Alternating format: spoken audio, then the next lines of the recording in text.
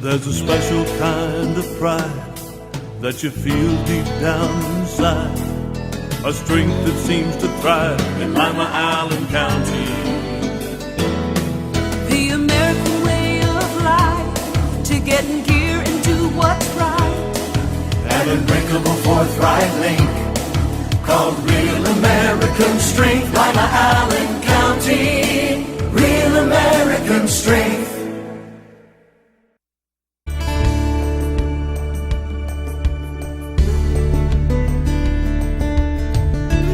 Keeping you up to date with what's happening in your community. Community Focus on GTV2. Thanks for joining us today on Community Focus. I'm Ann Decker, and with me in the studio today is Jill Ackerman, the superintendent of the Lima City Schools, who's getting ready to wrap up the year, and you are taking nominations for this year's Hall of Fame. We are, and we're very lucky to have Ben Rose lead that whole committee for us. He is a great guy. And we're now accepting nominations for the next group that will be inducted in October of 2014. So anyone that is interested in nominating someone can get those forms off of our website, which is at www.limacityschools.org. We hold these inductions every 3 years, and more than 100 people are now currently in the Hall of Fame. The Hall of Fame honors alumni who have received local, state, national recognition for achievements in their occupational fields, they've made significant contributions to society, or they've performed meritorious service to our country. The eligibility requirements include the nominee attended, obviously, the Lima City Schools. Just attended, not necessarily graduated from? Correct. Well, They graduated 15 or more years ago, and they have at the local, state, national, or international level demonstrate distinguished occupational professional achievement, or done a significant volunteer or charitable, civic, public, humanitarian, or military service.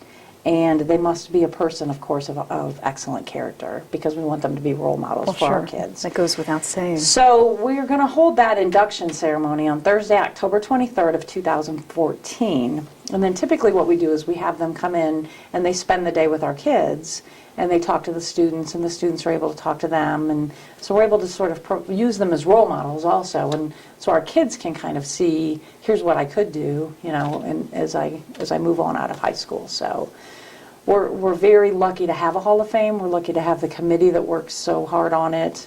So we want to encourage people to attend as well. As if they want to nominate someone, they're welcome to do that, but also just to come and be in attendance. It's a great evening. Can you give us some examples of people who have been inducted into the Hall of Fame? Oh, okay, I got to think about that for a minute. John Barton was a person who served in this community for a long time, and he was inducted into the Hall of Fame. You asked me that way too quick, because there are a lot of people in the Hall of Fame. Well, yeah, I've got 100, and you're going through your Rolodex in your mind. Yes, so I can tell you that this Mr. Up the Grove, who was a reverend, was inducted into the Hall of Fame. I'm trying to think of the last time, because it's been 3 years ago since we attended that.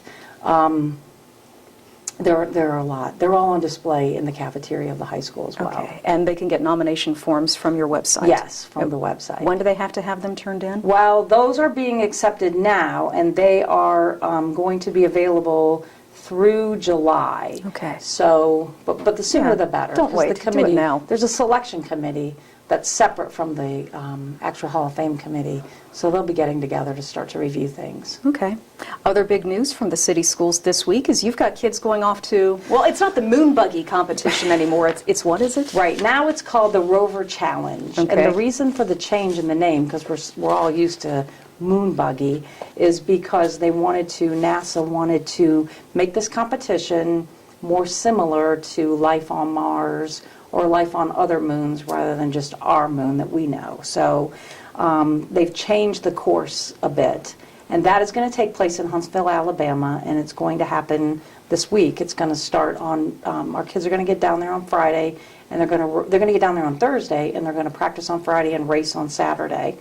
On Tuesday of this week, Tuesday, April 8th at 12:30, they're actually going to practice their moon buggy over at the high school. So if somebody wanted to come and see that, if they catch this in time, they can come over to the high school parking lot. They're going to test their rovers during that time. So we're excited to have a team. We have just one team participating this year.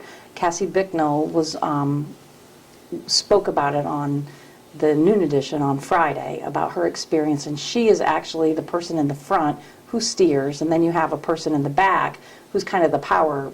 They have more power, and they're the heavy pedaler, but her job is steering. So these are, the team has to be made up of a male and a female, and they're a two-person team. We are the only school in the state of Ohio that participates in this, and it's international, so there will be kids that come from all over the world to do this as well. So we've done it for a number of years, and it is a great experience for our kids. The building, and there's so much science involved in it, and math, welding. You can be part of the team that builds. You can be part of the team that performs. You can be public relations. They all have jobs encompassing the project. So it's under the direction of Tim Warner, who's a teacher at Lima Senior High, and we're just really proud of him. We're proud of them that they're going to go do that. So they've actually built a vehicle that could travel on Mars? Correct, yes. And every year they do build them. And sometimes you'll see them throughout the community. They're at different places. Yeah, it's when they kind do of fun touch to a truck watch. at the library, they always have one of the buggies there so the kids can touch it and kind of see what it looks like. So it is fun. And it's just a great experience for them to be part of something so unique, and then also to have the ability to be there at NASA and experience that space museum as well. It's truly a wonderful experience for the kids, It and we is. wish them luck. Thank you. We're almost done with the school year. Hard to believe because it was still snowing last week, but we're thinking graduation already. We are, and we are still on target for graduation the first Sunday in June. The difference this year will be that we will be holding it indoors. It's our first year in a long time that we're having it indoors, but that is because of the construction at the stadium. And every student, now all of the graduating seniors have been informed. They should all have gotten a letter, and we've put this out on our social media and on our webpage. Every student will have the ability to have 7 tickets available to them, and they actually can come and get more if they need them now. The capacity of our gymnasium will allow us for each student to have 7 or more people there in attendance for them. Then we will sell tickets at the door that day for $1. We'll have an overflow into our auditorium, which is a beautiful place if you've never been in there. So we'll be able to project that in there. And then we can use the commons area as well. If we have a bigger overflow, we can go into the commons area. So nobody will be left out. Actually, I think it'll be very nice. It's more...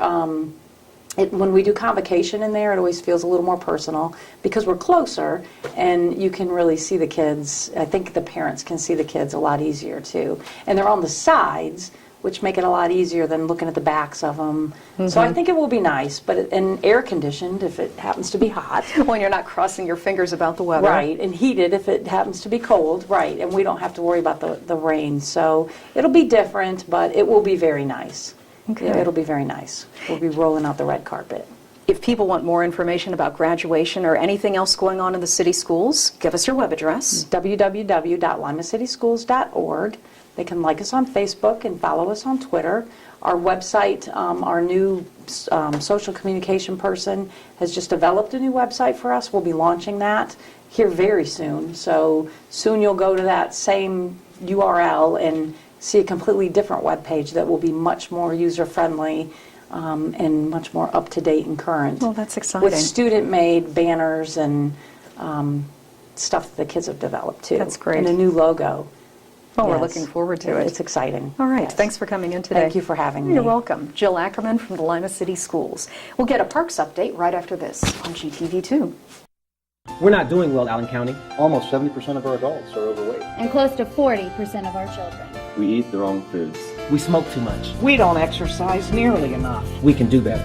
We can do better. We can do better. Activate Allen County is working with schools, churches, businesses, and local government to influence policies that will help us all do better. We can do better for me. For me.